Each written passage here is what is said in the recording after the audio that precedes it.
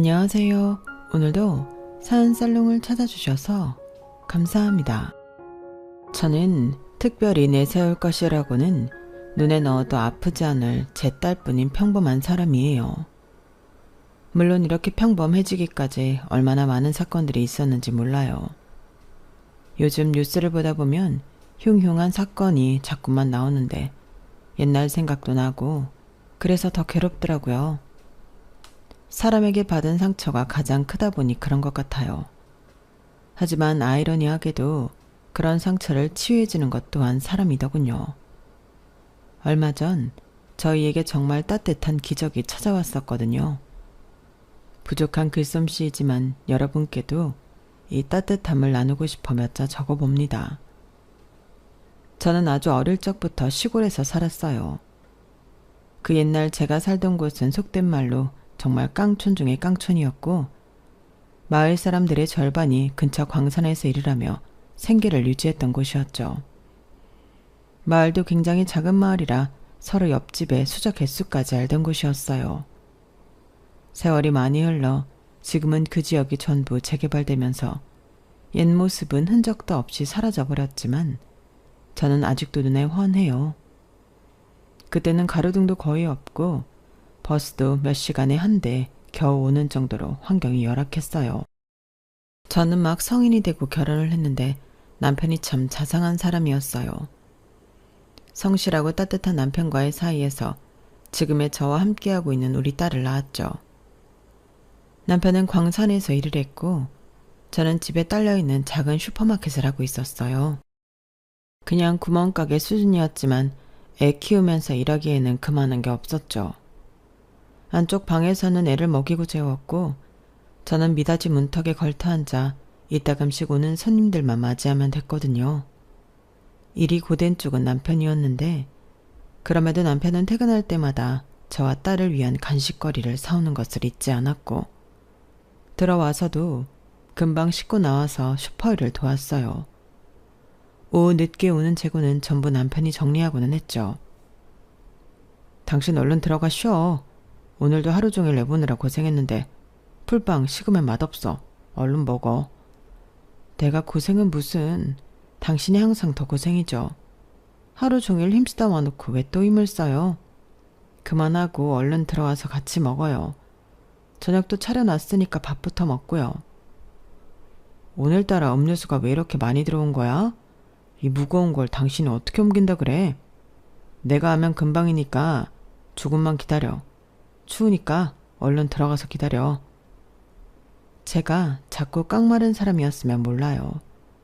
저도 동네에서는 키가 둘째가라면 서러울 정도로 큰 여자였고 힘도 꽤나 쓰는 사람이었거든요. 그런데도 남편은 그런 저를 여린 여자처럼 돌봐주는 착한 사람이었어요. 집안 분위기가 늘 좋으니 딸도 얌전하고 순하게만 자라주었고 저는 남부러울 것 없이 행복했죠. 동네 사람들은 그런 저희 부부를 부러워하면서도 예쁘게 봐주었고요. 저는 우리 식구 3명이서만 똘똘 뭉쳐 산다면 세상 어떤 일도 다 두렵지가 않을 거라고 생각했어요. 하지만 그건 제 순진한 착각일 뿐이었는데요. 저희 가족의 행복을 누군가 시기라도 하듯 송두리째 앗아가기 시작했거든요. 그날도 평상시와 다름없는 아주 평범한 하루였어요. 남편은 일하러 가고 저는 혼자 집에 남아 슈퍼를 보고 있었죠. 언제나처럼 방 문턱에 걸터앉아 한쪽으로는 아이를 재우고 바깥쪽으로는 슈퍼 입구와 TV를 보면서 여유롭게 있었어요. 그런데 그런 저희 슈퍼 안으로 한 동네 아줌마가 헐레벌떡 들어오는 겁니다. 윤서 엄마, 빨리 나와봐. 쉿, 우리 애 지금 자. 왜 그래? 무슨 일 있어? 아니 무슨 일이길래 이렇게 숨이 넘어가? 지금 광산에서 사고가 났대. 동네 아줌마들 전부 소식 듣고 뛰쳐나가는 중이야. 윤서 아빠도 확인해 봐야지. 순간적으로 온몸이 굳어버렸어요. 아줌마의 목소리가 귓가에서 빙빙 도는데 이해가 잘 가지 않았어요. 뭐? 광산? 우리 남편도 확인해? 그게 무슨 소리야? 정신 차리고 윤서는 일단 나한테 맡기고 얼른 가봐. 버스 아까 출발했는데 또 언제 올란가 모르겠네. 그래도 일단 빨리 가봐야지. 아줌마가 내 등을 찰싹찰싹 내려치니까 그때서야 정신이 돌아오는 듯 했어요. 아줌마가 윤서를 데리고 방 안으로 들어가자마자 저는 정신없이 광산을 향해 뛰었죠. 버스로 한참 걸리는 거리를 저는 도저히 버스를 기다리고 있을 수가 없어서 슬리퍼가 벗겨질 정도로 뛰어갔어요. 한참을 달리다 어느 순간 제 뒤에서 버스가 빵빵거리는 소리가 들리더군요. 그때부터는 버스를 타고 갔죠. 버스 안은 저처럼 뒤늦게 소식을 들은 광부의 아내들로 가득 차 있었고 이미 걱정되는 마음에 눈물을 흘리는 사람들도 많았어요. 버스 기사님은 요금도 받지 않고 광산까지 전력 질주로 내달렸죠. 나중에 알고 보니 기사님의 아드님도 광부셨다고 하더라고요. 광산에 도착하니 현장은 이미 아수라장이었어요. 사람들 말로는 작업하다가 구조물이 무너지면서 안에서 일하던 사람들이 전부 갇혔다고 하더라고요. 하지만 안에 생존자가 얼마나 있는지, 위급한 사람은 얼마나 있는지 구체적인 것이 하나도 파악이 안 되고 있더군요.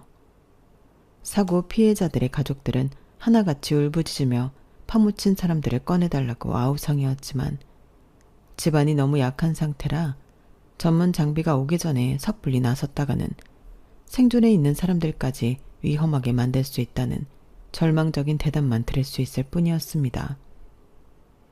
저는 혹시 모르는 신락 같은 희망을 가지고 미친 듯이 남편을 찾았어요. 오늘은 남편이 들어가지 않았을지도 몰라, 다른 업무가 있었을지도 몰라 하는 헛된 희망이었죠. 귀신 들린 사람처럼 이잡듯 뒤져보아도 남편은 머리카락 하나 보이지가 않았고 결국 나중에 작성된 피해자 명단에서 제 남편의 이름 석자를 발견하고는 그 자리에 주저앉아 버렸습니다. 아휴, 우리 남편 어떡해. 아우 세상에. 우리 남편 좀 구해주세요. 우리 남편 좀 살려주세요. 현장에는 저처럼 한순간에 남편의 생사를 알 수 없게 된 아내들이 울부짖고 있었고 저 역시 마찬가지였어요. 할 수만 있다면 제가 자진해서 그 안으로 들어가 남편을 구해오고 싶었죠. 엇것 같은 시간이 흐르고 구조대원들과 장비들이 도착해 대대적으로 구출 작업이 시작되었어요. 그리고 곁에서 같이 울부짖던 사람들이 하나 둘 절망에 빠져 쓰러지는 걸 보았죠. 처음에 발견된 분들은 19이 사망자들이었거든요. 영화 드라마에서 나오는 것처럼 큰 사고 속에서도 생존해내는 것이 얼마나 기적 같은 일인지 저는 그날 온몸으로 깨달았어요. 아직 제 남편이 발견되지도 않았는데요. 온몸이 덜덜 떨리더군요. 남아있던 실종자 가족들도 점차 희망을 잃어갔고요. 결국 저희 남편은 5일 만에 싸늘한 주검이 되어 제 품으로 돌아왔어요. 그 5일 동안 저는 하루하루 피가 말라가면서 남편을 기다렸는데 결국 영영 남편을 다시 보지 못한다는 사실이 확인되자 그 자리에서 까무러치고 말았죠. 온 동네가 발벗고 나선 상태였기에 누군가가 저를 병원으로 옮겼던 것 같아요. 눈을 떠보니 이미 남편의 장례식이 치러지고 있었죠. 동네에서 가장 가까운 손바닥만한 장례식장은 온 동네 사람들이 다 모여 있었기에 장례식장은 미어 터질 정도로 북적였습니다. 누구 한 명만 장례를 치르는 것이 아니라 사망자가 발견되는 대로 급하게 영정사진이 추가되었어요. 그리고 사방에서 곡소리가 들려 마치 온 세상이 곡소리로 가득 찬 것 같았죠. 저는 깨어나서 남편의 영정사진을 보고 한쪽 구석에 주저앉았습니다. 그리고 바싹 마른 몸으로 꺼이꺼이 울 힘도 없어서 끙끙 앓으며 곡소리를 냈죠. 그러다 한 번씩 울부짖고 까무러치고 그러기를 몇 번 반복했던 것 같아요. 이제 어쩌나. 우리 남편 불쌍해서 어쩌나. 우리 딸은 또 불쌍해서 어쩌나. 얼마나 아팠을꼬. 아휴, 그게 얼마나 아팠을 거야. 우리 남편 얼마나 춥고 무서웠나. 우리 남편. 불쌍한 우리 남편. 제가 혼자 울부짖다 꼬꾸라지면 사람들이 일으켜 세워주고 또 다른 사망자가 발견되어 장례식장으로 오면 저 역시 정신없는 와중에 울부짖고 발버둥 치는 다른 피해자 가족들을 안아주고 같이 오열하고 그렇게 지옥 같은 며칠을 지내며 남편을 보내주었어요. 잔인한 현실이지만 어쨌든 산 사람은 살아야만 했습니다. 동네의 절반이 과부의 아내들이었기에 저희는 서로 아픔을 보듬어주며 서로를 위해서라도 기운을 차리려고 노력했어요. 그리고 무엇보다도 우리들에게는 딸린 자식들이 있었거든요. 제 자식을 먹이고 입히기 위해서는 두 팔을 걷어붙이고 일해야만 했습니다. 저는 남편이 벌어다주는 수입이 사라지니 당장 슈퍼를 유지하는 것만으로는 생계를 유지하기가 어려워졌죠. 그래서 방구석에 살 수 있는 일을 구해다가 하기 시작했어요. 시내에 있는 공장에서 일거리를 한 보따리씩 받아와 슈퍼를 보면서 부업을 했습니다. 꼬박꼬박 졸면서도 쉬지 않고 일을 하니 매번 산더미 같은 양을 할 수 있었고 조금이라도 생활에 보탬이 되기는 하더군요. 하지만 그렇게 하루하루 연명하는 것도 오래 지속하기는 어려웠어요. 아무래도 아이가 조금씩 커가며 비용이 많이 들었기 때문이었어요. 아이는 이제 걷고 뛰고 제잘거릴 나이가 되었고 먹는 양도 많아졌으니까요. 그리고 그런 상황에서도 어떻게든 공부를 시켜야만 했으니까요. 남들에게는 작은 돈이었겠지만 저에게는 그 작은 것도 한없이 버거운 것이 사실이었어요. 그런데 때마침 저희 마을에는 집집마다 계약서를 들고 다니며 집을 팔라고 하는 사람들이 생겼어요. 저희 동네 전체에 재개발을 하게 되었다면서 집을 팔고 나가면 보상금을 준다는 얘기였죠. 하지만 저희 같은 시골 아낙네들이 뭘 알았겠어요. 뭐가 어떻게 돌아가는지도 모르고 돈 받고 나가는 게 낫나 아니면 그냥 사는 게 낫나 하는 논쟁만 할 일 없이 며칠 동안 했을 뿐이었죠. 지금 생각해보면 저희들은 세상 돌아가는 일은 아무것도 모른 채 그저 머문다고 결정하면 머물 수 있는 줄 알았던 거예요. 저는 이 동네에서 나고 자랐고 집이 곧 일터인 슈퍼마켓 사장이었기 때문에 도저히 그 계약서에 사인을 할 수가 없었어요. 동네 아줌마들 얘기 들으면 그 돈이라도 받고 시내로 나가 일자리를 구하는 게 낫다. 벌어도 거기서 버는 게 더 돈이 될 것이라고도 하는데 저는 다른 동네에서 새로 털을 잡을 자신이 없었거든요. 괜히 아무것도 모르면서 무턱대고 다른 동네로 갔는데 적응하지 못하면 저는 그렇다 치고 제 딸은 어떡합니까? 그냥 가만히 있는 게 손해는 보지 않을 것 같았어요. 하지만 저희에게는 선택권 따위가 있는 게 아니라는 걸 저희는 곧 알 수가 있었습니다. 요즘 세상에야 그런 일이 생기면 벌써 아주 뉴스가 떠들썩해졌겠지만 그 당시에야 그런 게 어딨겠어요. 스마트폰이니 그런 건 상상도 못하던 때였고 세상의 기준에서는 저희 동네만큼 조그만 동네가 사라지는 건 일도 아닌 때였죠. 그 아무것도 아닌 일이 저와 제 딸에게는 한없이 차갑고 잔인한 현실이었던 거고요. 마을 전체가 뒤숭숭하게 있던 어느 날 저는 여느 때처럼 부업을 하며 슈퍼를 지키고 있었어요. 벼랑간 온 동네가 소란스러워지더니 커다란 포크레인 세대가 동네로 들어오더군요.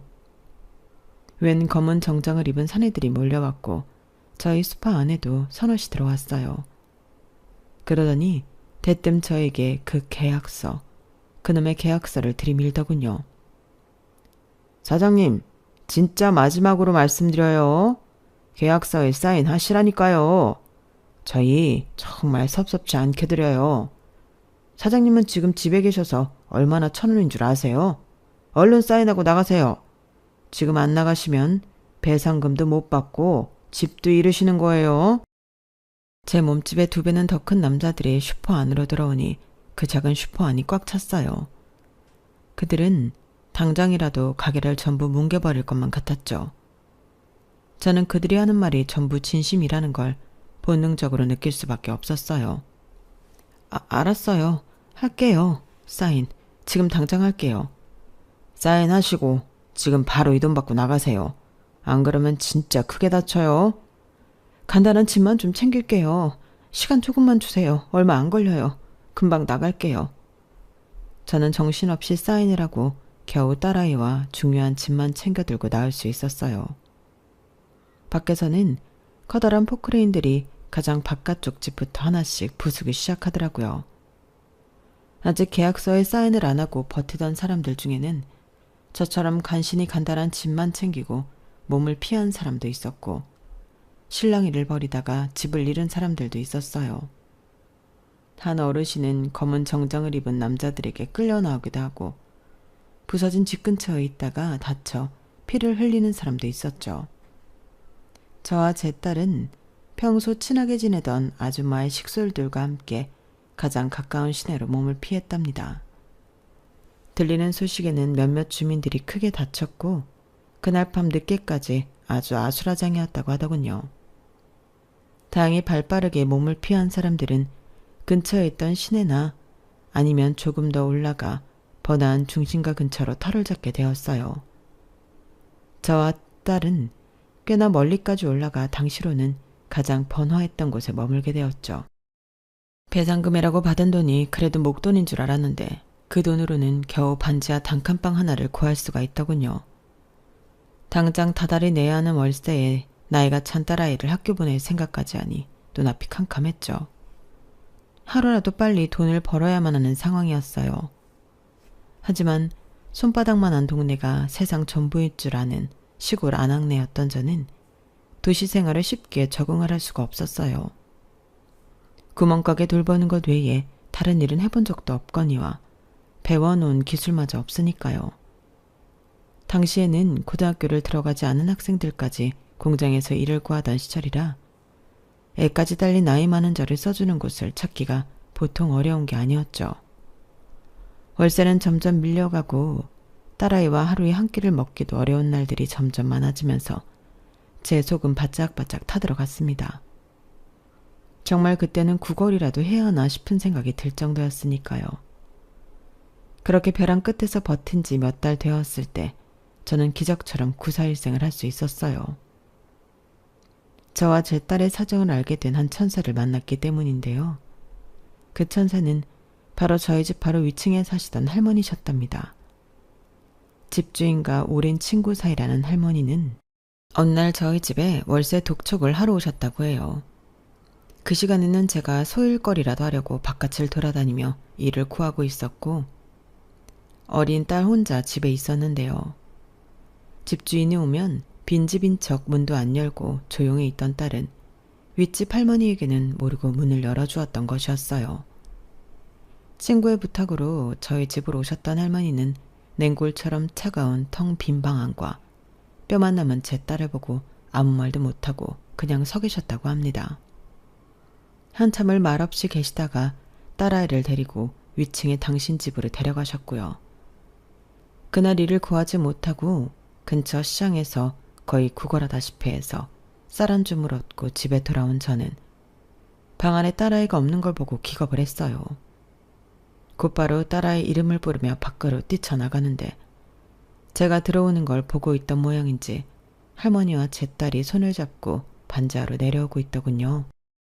윤서야, 엄마 나 여기 있어. 할머니가 맛있는 것도 주시고 새 옷도 주셨어. 그래? 할머니한테 감사합니다 했어? 했어. 할머니가 자주 놀러 오래. 깨끗해진 모습으로 해맑게 말하는 딸아이를 보고 저는 벙찐 표정으로 할머니를 보았어요. 할머니는 무뚝뚝한 표정으로 자네도 올라와 한마디만 남기고 다시 딸을 데리고 위층으로 올라가셨고요. 윗집에 가니 귤이며 고구마 껍질이 잔뜩 쌓여 있었고 할머니와 제 딸이 먹고 있었다는 걸 한눈에 알 수 있었어요. 할머니는 작은 상 위를 치우더니 밥을 푸고 마른 반찬 몇 가지를 차리시더군요. 그러더니 저더러 이리 와서 밥이나 같이 먹자고 하시는 거예요. 어색하게 밥상에 앉아 눈치를 보고 있으니 저더러 그러시는 겁니다. 애 엄마가 손모가지가 이게 뭐야?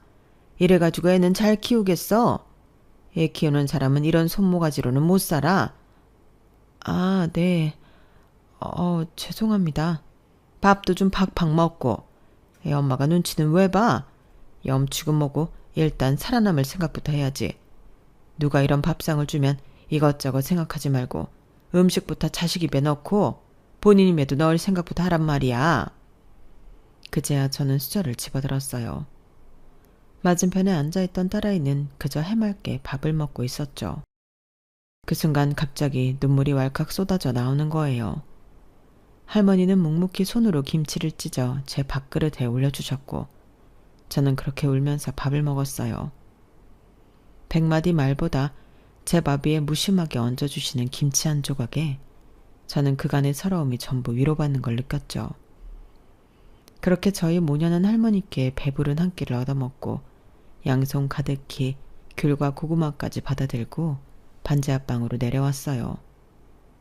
귤이랑 고구마 봉지를 건네시는 할머니 손길에 제가 주춤하자 할머니는 또 한 번 눈치 보는 거 아니랬지? 하며 제 손을 살짝 때리며 혼내셨죠. 저는 후다닥 귤과 고구마 봉지를 받아들고 모기만 한 소리로 감사합니다 인사를 드린 채 돌아왔고요. 반지 앞방에 다시 들어가는데 그제서야 방 안이 전에 없이 따뜻한 걸 느낄 수 있었답니다. 할머니의 도움으로 난방까지 틀 수 있었던 저희는 아주 오랜만에 깊은 잠을 잘 수 있었고요. 그날 이후로 할머니는 제가 없을 때마다 저희 딸을 집으로 데려가 밥도 먹이고 책도 읽어주셨어요. 제가 외출을 했다가 들어오면 저까지 데려가 밥을 먹이셨죠. 사람이 그래도 염치가 있지 공짜밥을 맨날 얻어먹을 수는 없다는 생각에 아끼고 아꼈던 1,000원짜리 지폐라도 건넬 참이면 할머니는 또다시 저를 혼내셨죠. 내가 눈치 보지 말라고 했어 안 했어? 지금 자네가 나한테 염치 차릴 때야? 일은 구했느냐 이 말이야. 자꾸 혼이 나다 보니 그 말이 하루 종일 맴돌더군요. 어느새 저는 할머니의 말씀을 계속 되새기며 일을 구하러 다녔어요. 저희 딸을 먹여 살리려면 제가 더 이상 눈치 보며 쭈뼛거리면 안 된다고요. 저 정말 일 잘할 수 있어요. 요리도 잘하고 청소도 잘하고 힘도 세요. 전에는 슈퍼마켓도 운영했는데 짐도 다 제가 날랐을 정도로 힘이 세요. 뭐든 시켜만 주시면 정말 잘할게요.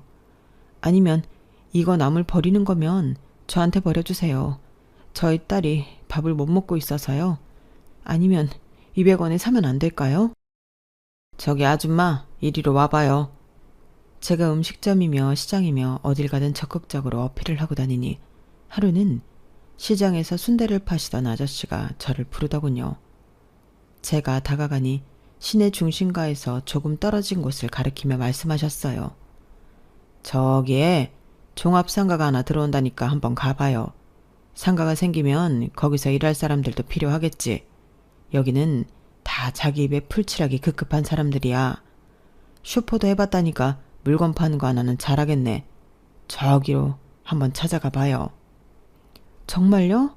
사장님 감사합니다. 지금 당장 가볼게요. 감사합니다. 신기하게도 한번 좋은 일이 생기니 그 다음부터는 일이 잘 풀리는 거예요. 빗줄기 하나 보이지 않던 캄캄했던 곳에서 한순간에 환한 밖으로 나온 것처럼요. 저는 당장 그 자리에서 종합상가로 가서 일자리를 구해왔고 바로 다음 날부터 일을 시작했어요. 지금 생각해도 참 신기한 타이밍이었죠. 손님들 물건 계산해주는 일은 손에 익을 대로 익은 일이라 저는 어렵지 않게 적응할 수 있었어요. 그렇게 많은 양의 물건을 다뤄본 적은 없어 처음에는 약간 낯설었지만 그래도 금방 일을 척척 해낼 수가 있게 되었고 나중에는 관리자의 눈에도 들게 되었어요. 아마도 제가 항상 의욕 넘치게 열정적으로 일을 하다 보니 그랬던 것 같아요. 직원들을 관리하던 그 사람은 저에게 일을 좀 더 할 수 있다면 조금 일찍 출근해서 재고 관리를 돕는 것이 어떻겠느냐 제안을 했죠. 그 역시 저는 금방 해낼 수 있었고 덕분에 저는 돈을 조금 더 벌 수가 있었어요. 종합상가에서 그렇게 신발이 다 해질 정도로 일을 하고 그간 밀려있던 월세를 다 갚은 그날 저는 집에 가는 길에 신이 나서 고기며 떡볶이며 잔뜩 사들고 할머니 집에 갔어요. 딸아이는 여느 때처럼 할머니와 함께 숙제를 하고 있었죠. 할머니, 윤서야, 맛있는 거 사왔어요. 이거 식기 전에 얼른 먹어요. 허이고, 뭘 이렇게 많이 사왔어? 월세는 다 갚고 이러는 거야? 오늘 다 갚았어요. 그간 밀린 것까지 싹 다요. 오늘은 드디어 제가 한턱 쏘는 거니까 할머니 많이 드세요. 이건 눈치 보는 거 아니고 제가 너무 기뻐서 사온 거니까 뭐라고 하지 마세요. 참나. 할머니는 입으로는 툴툴거리면서도 슬쩍 입꼬리가 올라가시더군요. 저희는 그날 배부르게 맛있는 음식도 먹고 정말 마음 편하게 웃으며 저녁을 보냈답니다. 할머니는 제 딸이 초등학교를 졸업할 때까지 저희와 항상 같이 식사를 하며 가족과 다름없이 지내주셨어요. 그러다가 딸아이가 중학교에 막 진학할 시기에 어느 날 주무시던 중에 고요히 하늘나라로 가셨죠. 사람들이 그러더군요. 주무시던 중에 평안하게 가시는 게 호상이라고요. 그 말을 듣는데 그간 할머니가 저희 모녀에게 베풀어 주신 그 선한 마음을 하늘도 알고 그런 상을 내려주신 게 아닌가 하는 생각이 들었어요. 할머니의 빈손은 사람은 많지 않았지만 그간 살면서 할머니께 은혜를 입은 사람들이 많이 찾아와 따뜻했어요. 그 무뚝뚝한 얼굴로 참 많이도 베푸셨더군요. 제가 할머니 생전에 물어봤던 질문이 하나 있었는데요. 그때의 대화는 평생토록 잊혀지지 않을 거예요. 그런데 할머니, 왜 이렇게 저희한테 잘해주세요? 집 주인분께 들었는데 관리비를 할머니가 다 내주시고 있으셨다면서요? 저희는 아무것도 해드린 게 없었는데 왜 이렇게까지 하셨어요? 자네도 나이 들어보면 알아. 저도 먹을 만큼 먹었어요. 이제 할머니 마음을 알 나이도 된 것 같은데요. 애를 더 키워보면 알아. 세상의 모든 젊은 애들이 다 내 새끼 같고 그런 마음이 드는 나이가 있어. 외면하고 싶어도 그게 잘 안 되는 나이. 나는 그게 좀 일찍 와서 그렇지. 망할 놈의 화마 때문에. 화마요? 불나신 적 있으세요? 아, 그만 물어봐. 윤서 내일 준비물 크레파스 사오라는 거 못 들었어? 애 자니까 얼른 자네가 다녀와. 나중에 집주인분께 들어보니 할머니는 원래 슬아에 아들, 딸을 한 명씩 두고 계셨다고 해요. 남편은 일찍이 집을 나가 할머니 혼자 악착같이 두 아이를 키우는데 하루는 할머니가 안 계신 사이에 집에 불이 붙은 겁니다. 소식을 듣고 달려왔을 때는 이미 두 아이를 잃은 상태셨고요. 할머니의 이야기를 듣고 난 뒤에 저는 더욱더 할머니를 친엄마처럼 따르고 모셨죠. 가족을 잃은 슬픔을 저도 모르는 게 아니었으니까요. 그리고 할머니가 평안히 하늘로 올라가신 날 저는 빈소에서 다짐했어요. 할머니가 베푸신 은혜를 저도 다른 사람들한테 갚고 살겠다고요. 그 후 세월이 많이 흘러 딸아이는 장학금을 받고 대학까지 들어가게 되었어요. 어려서부터 산수를 잘하던 우리 딸은 수학 선생님이 되겠다며 교대를 들어가더니 정말로 수학 선생님이 되었죠.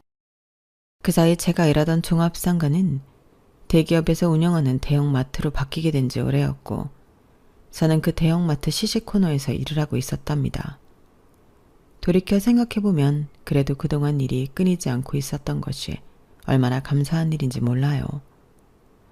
저는 그렇게 한 푼 두 푼 모은 돈으로 딸내미 결혼자금도 모으고 그 옛날 어린 딸과 살던 반지 앞방에서 나와 작은 주택 빌라로 이사도 할 수 있었어요. 매년 돼지저금통에 짜투리 동전을 모아 구세군 냄비에 넣을 수도 있었고요. 저희 모녀는 그 시기에 아주 평온한 행복을 누렸어요. 이제는 우리 모녀 앞에 그 어떤 실언도 없을 것만 같았죠. 저희가 일확천금을 노리거나 엄청난 행운을 바라는 것도 아니었고 저희가 바라는 건 그저 지금 같은 행복이 지속되기만을 바랬던 것뿐이니까요. 하지만 저희의 이 소박한 소원마저 너무 큰 욕심이었을까요? 그 행복은 얼마 못 가서 또다시 사라지고 말았어요. 그날은 몇 년 만에 찾아왔다는 한파가 찾아온 날이었어요. 평소처럼 근무를 마치고 돌아오는데 길이 꽝꽝 얼어있더군요. 추운 날이라 발길을 서둘러 귀가하던 중 골목길에서 갑자기 오토바이 한 대가 튀어나온 겁니다. 저는 오토바이에 치이진 않았지만 제가 들고 있던 가방이 스쳤고 저는 순간적으로 놀라 넘어지고 말았죠. 저는 골목길 옆 계단으로 미끄러져 떨어졌고 왼쪽 다리가 그대로 꺾이게 되었어요. 인적이 드문 곳이라 보는 사람도 없었고 제가 손수 신고를 하기엔 가방이 너무 멀리 떨어져 있어 핸드폰을 가져오기도 어려웠죠. 저는 숨막히는 고통에 한동안은 찍소리도 내지 못하다가 온 힘을 쥐어짜서 소리를 냈어요. 사람 살려. 여기 사람 살려. 거기 아무도 없어요? 살려주세요. 1시간 정도 흘렀을까요? 다 쉬어버린 목소리로 계속 살려달라는 말을 하는데 지나가던 한 아저씨가 저를 발견하셨고 그 자리에서 구급차를 불러주셨어요. 제가 떨어뜨린 가방을 보고 혹시 여기서 사고가 났나 싶어 주변을 둘러보다가 저를 발견하셨다고 해요. 저는 곧바로 응급실로 가 무릎 수술을 받았지만 사고가 난 뒤 너무 오랜 시간 방치되어 있었기에 골든타임을 놓쳐버렸다고 하더군요. 수술을 받더라도 예전처럼 다리를 쓸 수 없다고 했어요. 뒤늦게 소식을 듣고 찾아온 딸은 그런 저를 보고 하염없이 눈물을 흘렸죠. 나중에 핸드폰을 보니 안 그래도 딸에게서 부재중 전화가 10통이 넘게 와 있더군요. 그날 이후로 저는 지팡이를 짚고 다녀야 하는 몸이 되었죠. 한쪽 무릎만 문제가 아니라 전신의 타박상도 함께 받았는데 다리를 절게 되니 온몸이 안 쑤시는 곳이 없더군요. 결국 저는 병원을 한동안 다닐 수밖에 없었어요. 그간 제 딸 결혼 자금으로 보태겠다고 모은 돈을 제 치료비로 몽땅 쓰게 되었죠. 모은 돈이 사라지게 되니 몸이 불편하더라도 일을 쉴 수는 없었어요. 저는 다리를 절면서도 악착같이 출근을 했고 제 딸은 그런 저를 가만 볼 수가 없었나 봐요. 몇 개월 후 딸이 갑자기 저에게 일을 관두라고 하더군요. 그게 무슨 말이니? 어떻게 일을 관둬? 일 안 하면 뭐하고 있으라고. 내가 여기 바로 옆에 가게 마련해 줄 테니까 그냥 거기서 일해 엄마. 엄마 자꾸 왔다 갔다 하는 거 내가 불안해서 못 보겠어서 그래. 네가 무슨 돈으로 가게를 마련해. 됐어. 쓸데없는데 돈 쓰지 말고 너는 저축하라니까. 참나. 나 공무원이야. 내가 얼마나 능력 있는 사람인 줄 알아? 이런 거 마련해도 나 시집 가는 데는 문제없이 돈 모을 수 있으니까 잔말 말고 내 말대로 좀 해. 누가 집에서 노르래? 가서 돈 벌어 오라고 엄마. 자식 이기는 부모 없다더니 딸내미의 농담 섞인 말에 제가 뭐라 반박할 수가 없더군요. 결국 저는 몇십 년 동안 다니던 직장을 관두고 집 바로 옆에 작은 편의점을 내어 일하게 되었어요. 언제 알아봤는지 딸은 이미 프랜차이즈 편의점을 마련해 주었고 주택가 안에 있는 편의점이다 보니 꽤 수요가 있었어요. 처음에는 아침부터 저녁까지만 일을 하다가 오히려 밤늦게 편의점을 찾는 손님들이 더 많다는 것을 알게 되어 야간 알바를 써서 24시간 관리했죠. 그렇게 시간이 흐르고 저희 동네 주변에는 새로운 건물이 많아졌어요. 듣기로는 근처에 역도 생기고 큰 회사도 몇몇 들어오면서 유입 인구가 많아졌다고 하더군요. 서울까지 가는 길도 뚫려 출퇴근을 하는 사람들도 많이 생겼고요. 유입 인구가 많아지니 근처에 편의점들이 많이 들어서는 모양이었어요. 그런데 그 와중에 신기하게도 한 끗 차이로 빈부가 나뉘더라고요. 저희 동네는 새로 생긴 역까지 가려면 길을 건너서 걸어가야 했고 앞 동네는 쉬너 없이 뛰어가면 바로 역 안으로 들어갈 수 있었거든요.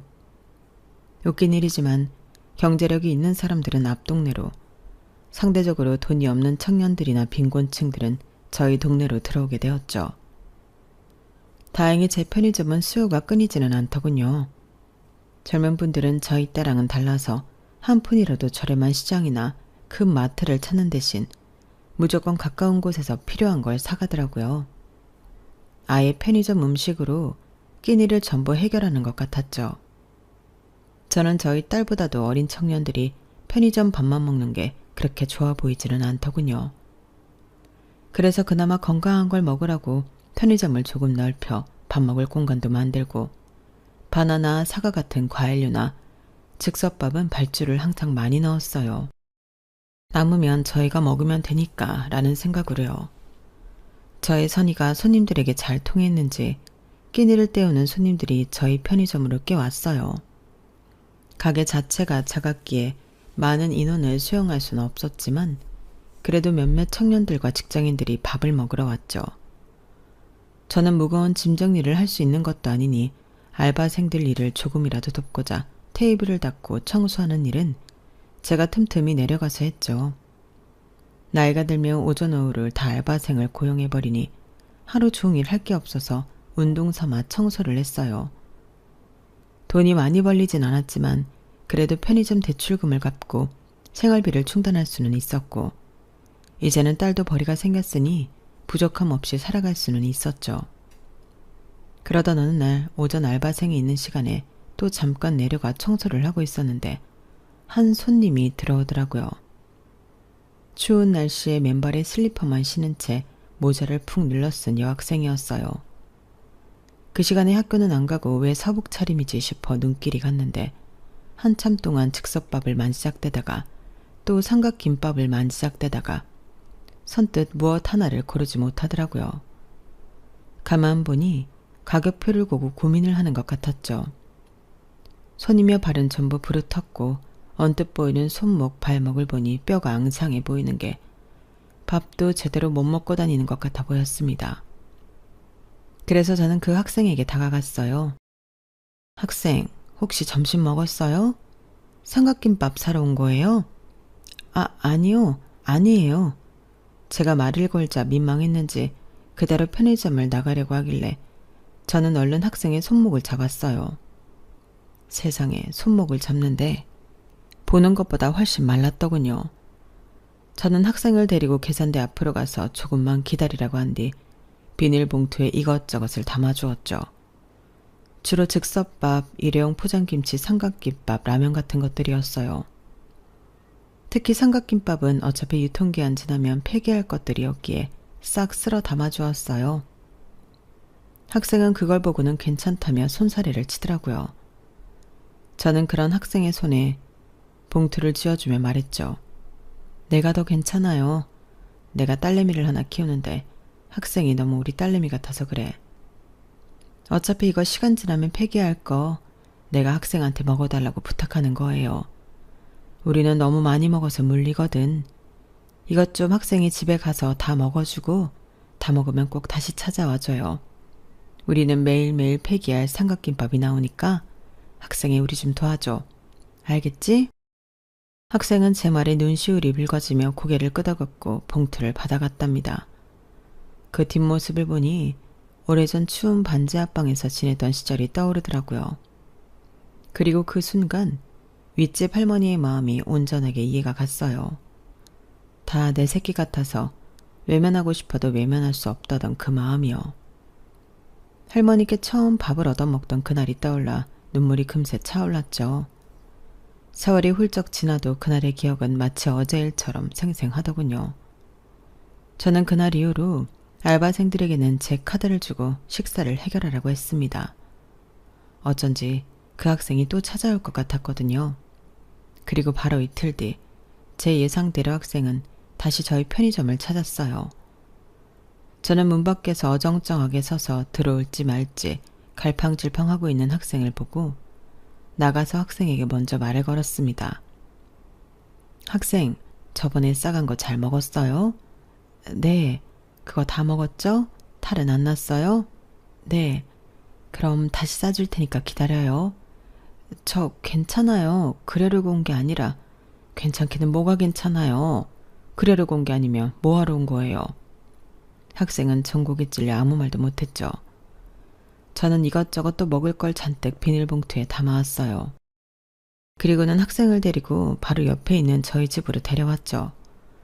학생은 우물쭈물하면서도 저를 따라오더군요. 집이 좀 좁죠? 일단 여기 앉아요.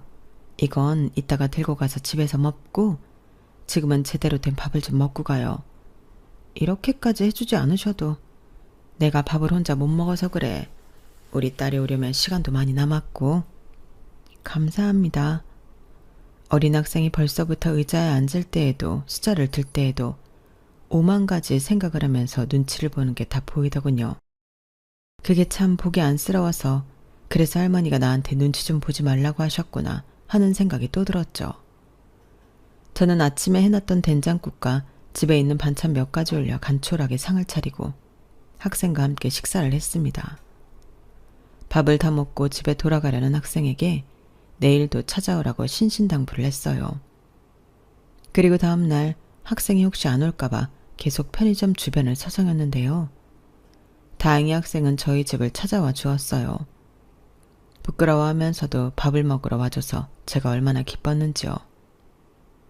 그렇게 저는 매일 학생과 점심을 같이 하며 이런저런 이야기도 나누며 조금씩 친해졌어요. 학생은 왜 자신이 학교도 안 가고 밥도 못 먹고 있는지 깊은 속사정까지는 얘기해주지 않았는데요.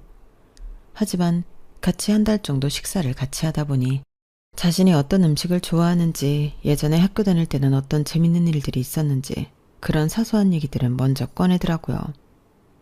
그런 얘기를 하며 웃기도 하고 목소리도 밝아지는 게 확실히 처음 봤을 때보다는 좋아 보여서 저는 내심 굉장히 뿌듯했답니다. 한 2개월쯤 지났을까요? 학생은 어느 날부터 갑자기 오질 않았어요. 일주일이 되고 한 달이 되어도 찾아오질 않자 괜히 안 좋은 생각이 들며 걱정이 되더군요. 하지만 그때쯤에는 제가 다시 무릎이 안 좋아지면서 학생을 찾아다니기도 어렵게 되었어요. 저희 딸 몰래 병원에 다녀오니 수술을 한 번 더 받아야 한다고 하더라고요.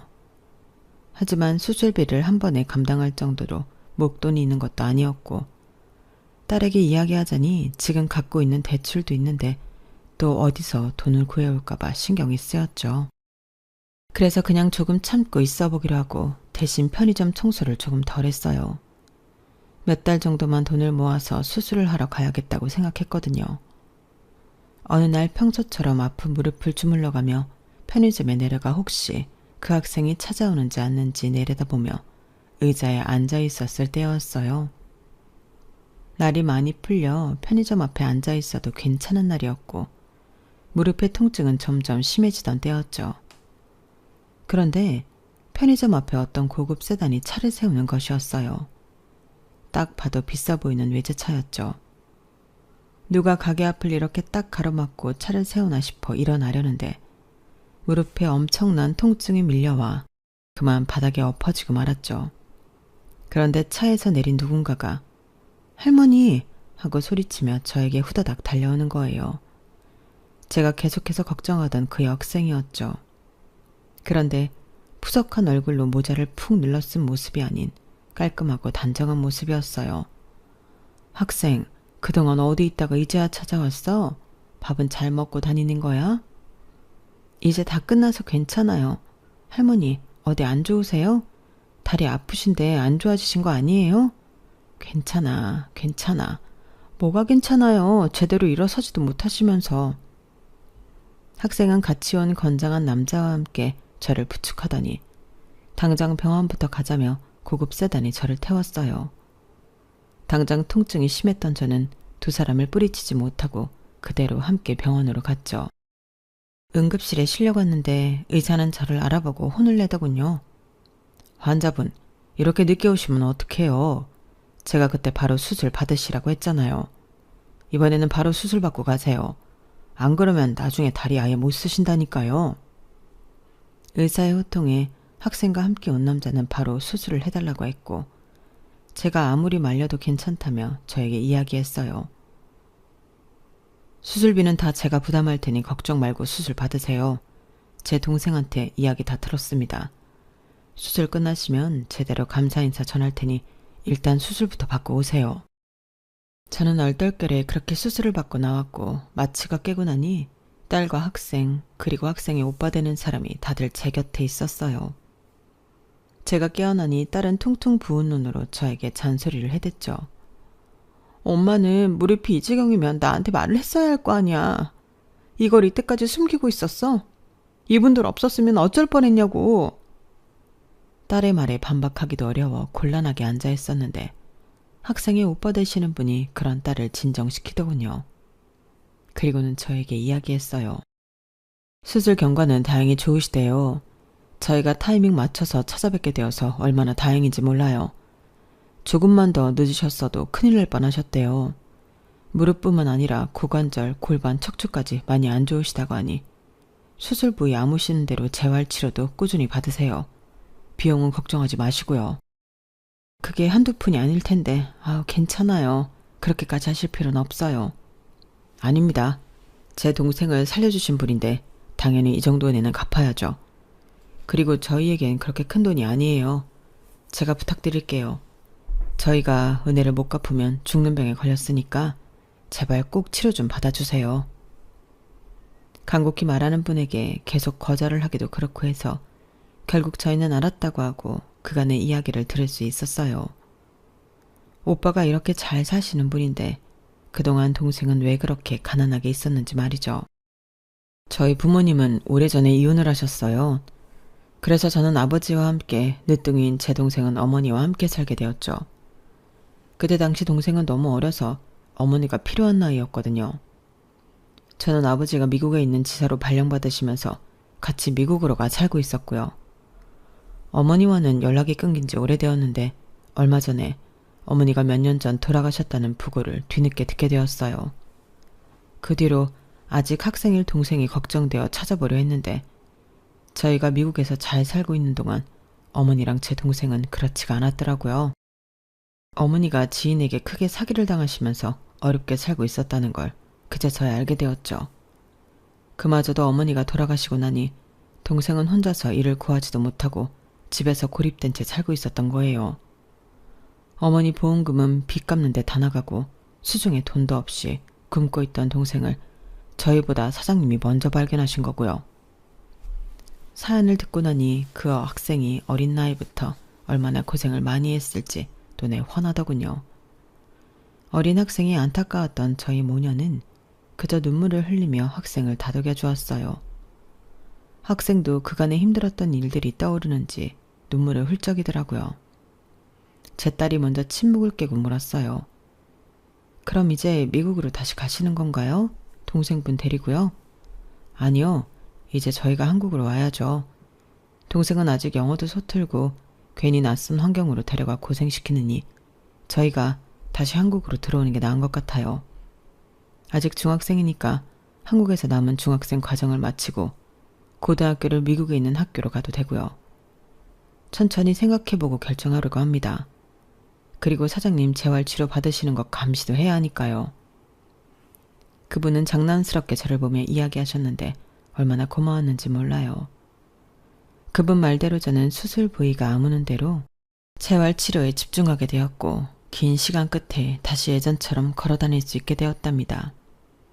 학생과 오빠 되시는 분은 한 달에 한 번씩 주말에 찾아와 정말로 제가 재활치료를 꾸준히 받는지 감시했고 겸사겸사 식사도 같이 하는 사이가 되었죠. 학생은 몰라보게 살이 뽀얗게 오르고 혈색이 좋아졌는데 그간 가려져 있던 예쁜 얼굴이 빛을 발하기 시작하더군요. 올 때마다 학교에서 얼마나 공부를 열심히 하는지 제잘되며 말해주는데 마치 딸이 하나 더 생긴 것 같이 너무 보기 좋았어요. 저희는 어느새 둘도 없이 친한 사이가 되었답니다. 그런 저희 두 사람을 흐뭇하게 지켜보던 두 사람, 제 딸과 학생의 오빠는 언제부턴가 서로 연락을 하며 지내더군요. 처음에는 저에 대한 이야기를 하며 연락을 시작하다가 어느샌가 본인들 이야기를 나누게 된 듯 했어요. 인연이라는 게 참 신기하죠. 그렇게 나가서 남자 좀 만나라고 할 때는 안 만나더니 이렇게 갑자기 인연이 이어지니 딸아이는 순식간에 사랑에 빠진 듯 했죠. 그건 남자 쪽도 마찬가지였나 봅니다. 저와 학생이 대놓고 놀려도 얼굴만 빨개지면서 웃더니 얼마 전에는 나란히 저를 찾아왔어요. 둘이서 식을 올리겠다고요. 사장님, 아니 저 어머님, 윤서 씨랑 정말 진지하게 만나고 있습니다. 앞으로 무슨 일이 있어도 윤서 씨 시킬 자신 있고요. 저희 결혼 허락해 주세요. 참나, 허락하고 말고가 어딨어요. 우리가 한두 번 본 사이도 아니고 보통 인연도 아닌데 당연히 찬성이지. 얼른 우리 딸 데려가요. 내가 그동안 이날만 손꼽아 기다렸다고. 엄마, 아무리 그래도 너무 쉽게 허락하는 거 아니야? 고민하는 척이라도 좀 해봐. 우리 딸 노처녀 되기 전에 얼른 데려가요. 얼른. 이미 서로 친해질 대로 친해지고 이보다 더 좋은 인연이 없는데 대체 고민할 게 뭐가 있겠나요? 사돈 되시는 어르신도 한국에 오자마자 저를 찾아와 주셨고 이미 서로 좋은 관계였는걸요. 저희 딸은 내년 봄에 결혼을 앞두고 있고 결혼 준비도 차근차근 순조롭게 해나가고 있답니다. 신혼집은 이미 마련해 두었고 식을 올리는 대로 저 역시 신혼집 근처로 이사를 가게 될 것 같네요. 예비사돈과 예비사이가 막둥이 딸을 저에게 좀 봐달라며 부탁조로 이야기했지만 사실은 몸이 불편한 저에게 조금이라도 편한 집을 주고 싶어서 그렇게 얘기한 것이었죠. 저는 요즘 천천히 편의점을 정리하고 있어요. 엊그제 종이 청첩장이 나와 건네봤는데 그때까지만 해도 덤덤하던 마음이 갑자기 확 울렁거리면서 눈물이 쏟아지더라고요. 그간 팔자 드센 엄마 덕에 고생만 했던 우리 딸이 이렇게 어른이 되는구나 하는 생각이 올라오면서요. 하늘에서 우리 남편이 이런 우리 딸을 보면 얼마나 대견해야 할까 싶은 생각도 들었고요.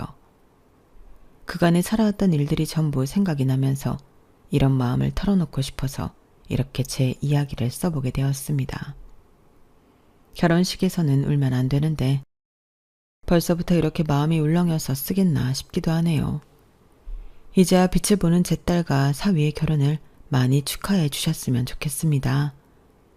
지금 힘든 길을 겪고 계신 분들이 있다면 언젠가는 그 힘듦이 모두 보상받는 날이 반드시 오니 조금만 더 힘내시라는 말씀을 드리고 싶어요. 지금까지 들어주셔서 감사합니다. 여러분, 사연 댓글에 응원과 현명한 조언 부탁드려요. 좋아요와 구독은 저에게 큰 힘이 됩니다. 오늘도 좋은 일 가득하세요.